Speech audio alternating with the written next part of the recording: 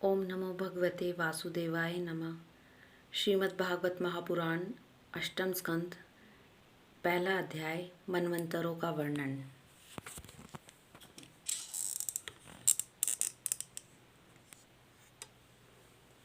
राजा परीक्षित ने पूछा, गुरुदेव, स्वयंभू मनु का वंश विस्तार से मैंने सुन लिया। इसी वंश में उनकी कन्याओं के द्वारा मरीचि आदि प्रजापतियों ने अपने वंश परंपरा चलाई थी।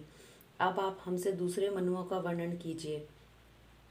ब्राह्मण ज्ञानी महात्मा जिन जिन मनवंतरों में महामहिम भगवान के जिन जिन अवतारों और लीलाओं का वर्णन करते हैं, उन्हें आप अवश्य सुनाइए। हम बड़ी श्रद्धा से उसका श्रवण करना चाहते हैं। भगवान विश्व भावन भगवान बीते हुए मनवंतरों में जो जो लीलाएं कर चुके हैं, वर्तमान मनवंतर में जो जो कर रहे हैं और आगामी मनवंतरों में जो कुछ करेंगे, वह सब आप हमें सुनाइए। श्री सुखदेव जी ने कहा, इस कल्प में शंभु आदि 6 मनवंतर बीत चुके हैं। उनमें से पहले मनवंतर का मैंने वर्णन कर दिया। उसी में देवता आदि की उत्पत्ति हुई थी। शंभु मनु की पुत्री आकुति से यज्ञ पुरुष के रूप में धर्म का उपदेश करने के लिए तथा देवहूति से कपिल के रूप में ज्ञान का उपदेश करने के लिए भगवान ने उनके पुत्र रूप से अवतार ग्रहण किया था। परीक्षित, भगवान कपिल का वर्णन मैं पहले ही तीसरे स्कंद में कर चुका हूँ। अब भगवान यज्ञ पुरुष ने आकुति के गर्भ से अवतार लेकर जो कुछ किया उसका वर्णन करता हूँ। परीक्षित, भगवान स्वयंभू मनु ने समस्त कामनाओं और भोगों से विरक्त होकर राज्य छोड़ दिया। वे अपनी शत्रुपा के साथ तपस्या करने के लिए वन में चले गए। परीक्षित, उन्होंने सुनंदा नदी के तीर पर पृथ्वी पर एक पैर से खड़े रहकर 100 वर्ष तक घोर तपस्या की। तपस्या करते समय वे प्रतिदिन इस प्रकार भगवान की स्तुति करते थे।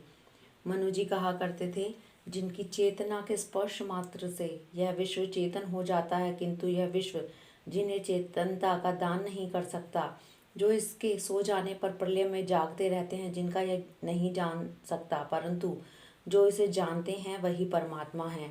यह संपूर्ण विश्व और विश्व में रहने वाले समस्त चर अचर प्राणी सब उन परमात्मा से ही ओतप्रोत हैं।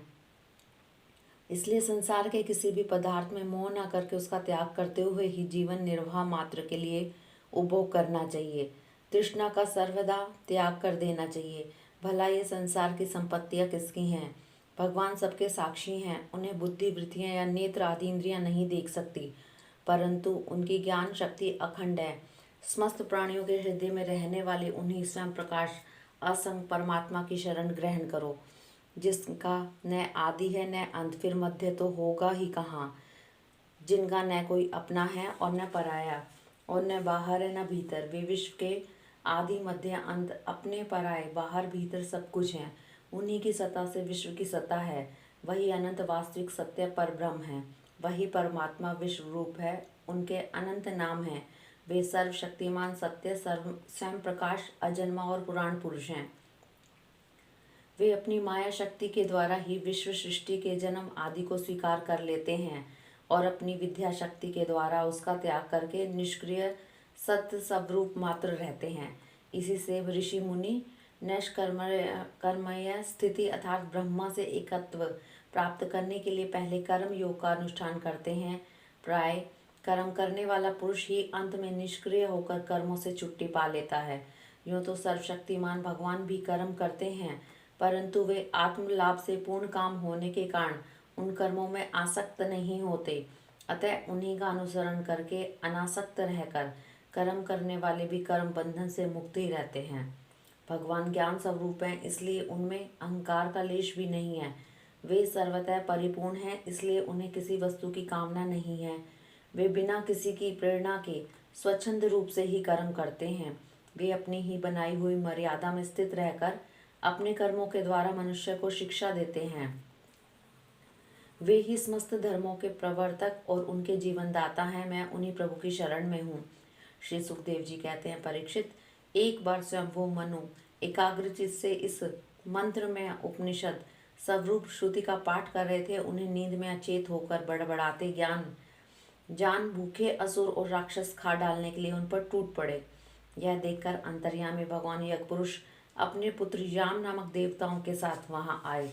उन्होंने उन खा डालने के निश्चय से आए हुए असुरों का संहार कर डाला और फिर वे इंद्र के पद पर प्रतिष्ठित होकर स्वर्ग का शासन करने लगे।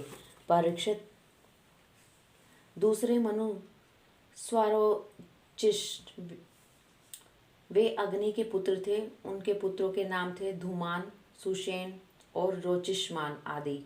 उस मनवंतर में इंद्र का नाम था रोचन। प्रधान देवगण थे तुषित आदि। ऊर्ज स्तंभ आदि वेदवादिगण सप्तऋषि थे। उस मनवंतर में वेदशिरा नाम के ऋषि को पत्नी तुषिता थी। उनके गर्भ से भगवान ने अवतार ग्रहण किया और विभु नाम से प्रसिद्ध हुए। वे आजीवन नैष्ठिक ब्रह्मचारी रहे। उन्हीं के आचरण से शिक्षा ग्रहण करके 88,000 व्रतनिष्ठ ऋषियों ने भी ब्रह्मचर्य व्रत का पालन किया। तीसरे मनु थे उत्तम। वे प्रिय व्रत के पुत्र थे। उनके पुत्रों के नाम थे पवन, सृंजय, यज्ञहोत्र आदि। उस मनवंतर में वशिष्ठ जी के प्रमद आदि 7 पुत्र सप्तऋषि थे।